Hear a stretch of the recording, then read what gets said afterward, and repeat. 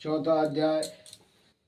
महर्षि व्यास का असंतोष। व्यास जी कहते हैं, उस दीर्घकालीन सत्र में सम्मिलित हुए मुनियों में विद्या वयोवृद्ध कुलपति ऋग्वेदी शौनक जी ने सूत जी की पूर्वोक्त बात सुनकर उनकी प्रशंसा की और कहा।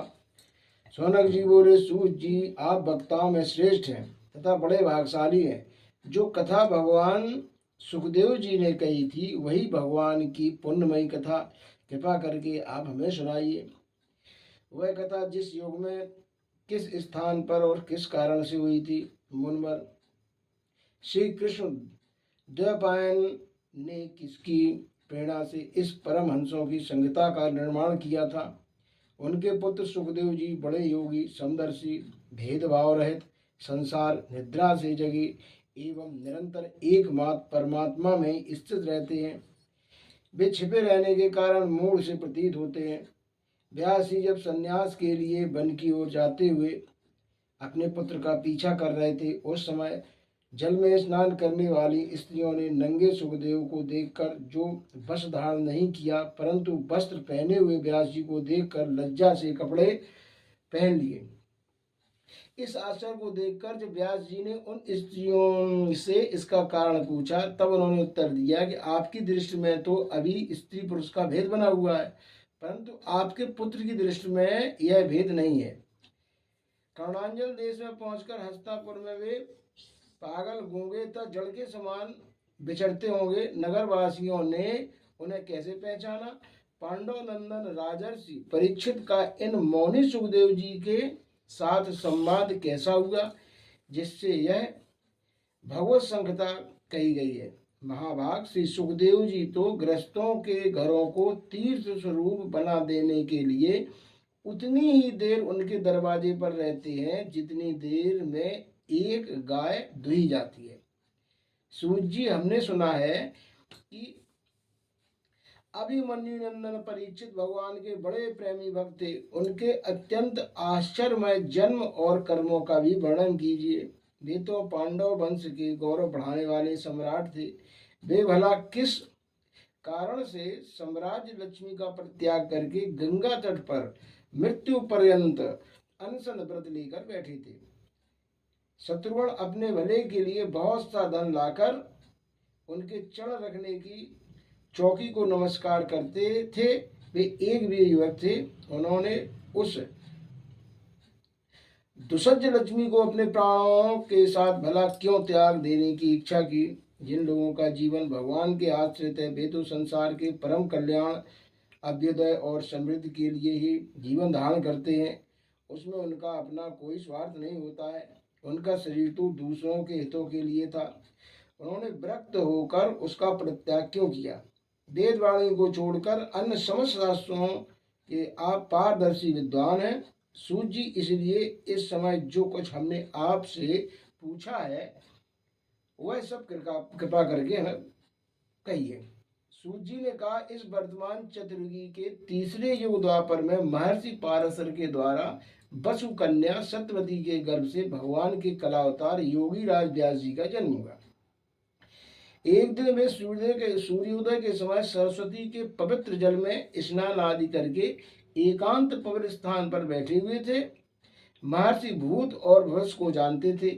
उनकी दृष्टि अचूक थी। उन्होंने देखा कि जिसको लोग जान नहीं पाते, ऐसे समय के फेर से प्रत्येक युग में धर्म संकरता और उसके प्रभाव से भौतिक वस्तुओं की भी शक्ति का ह्रास होता रहता है।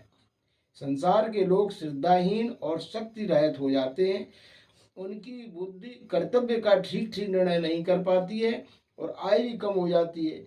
लोगों की इस भाग्यहीनता को देखकर उन मुनीश्वर ने अपनी दिव्य दृष्टि से समस्त वर्णों आश्रमों का हित कैसे हो, इस पर विचार किया।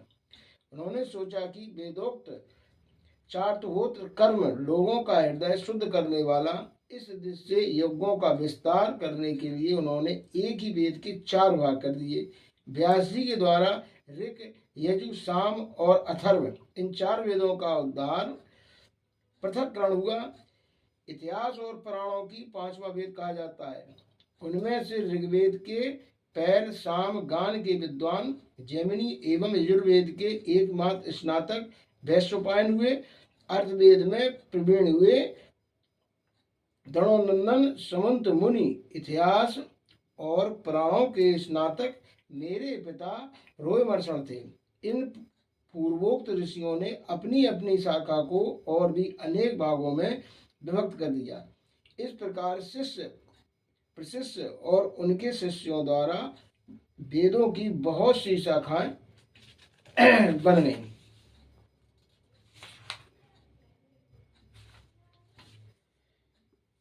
समझ वाले पुरुषों पर कृपा करके भगवान वेद व्यास ने इसलिए ऐसा विभाग कर दिया कि जिन लोगों को स्मरण शक्ति नहीं है या कम है, वे भी वेदों को धारण कर सकें। स्त्री, शूद्र, पतित, द्विजादि तीनों ही वेद श्रवण के अधिकारी नहीं है, इसलिए वे कल्याणकारी शास्त्रों कर्मों के आचरण में भूल कर बैठते हैं।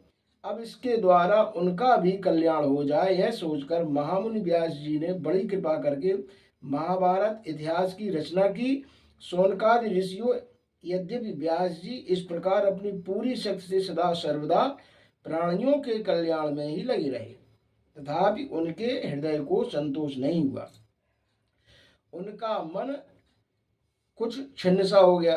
सरस्वती नदी के पवित्र तट पर एकांत में बैठकर धर्मवेत्ता व्यास जी मन ही मन विचार करते हुए इस प्रकार कहने लगे, मैंने निष्कपट भाव से ब्रह्मचर्यादि व्रतों का पालन करते हुए वेद, गुरुजन और अग्नियों का सम्मान किया है, उनकी आज्ञा का पालन किया है। महाभारत की रचना के बहाने मैंने वेद के अर्थ को खोल दिया है, जिससे स्त्री, शूद्र आदि अपने अपने धर्म, कर्म, ज्ञान प्राप्त कर लेते हैं। यद्यपि वे ब्रह्म तेज से संपन्न एवं समर्थ हूँ, तथापि मेरा हृदय कुछ अपूर्ण काम सा जान पड़ता है। अवश्य ही अब तक मैंने भगवान को प्राप्त कराने वाले धर्मों का प्रायः निरूपण नहीं किया है। वे ही धर्म परमहंसों को प्रिय हैं और वे ही भगवान को भी प्रिय हैं। हो न हो मेरी अपूर्णता का यही कारण है। श्री कृष्ण द्वैपायन व्यास इस प्रकार अपने को अपूर्ण सा मानकर जब खिन्न हो रहे थे, उसी समय पूर्वोक्त आश्रम पर देवर्षि नारद जी आ पहुंचे। उन्होंने आया देखकर व्यास जी तुरंत खड़े हो गए। उन्होंने देवताओं के द्वारा सम्मानित देवर्षि नारद की विधि पूर्वक पूजा की। ओम हरि ओम। श्री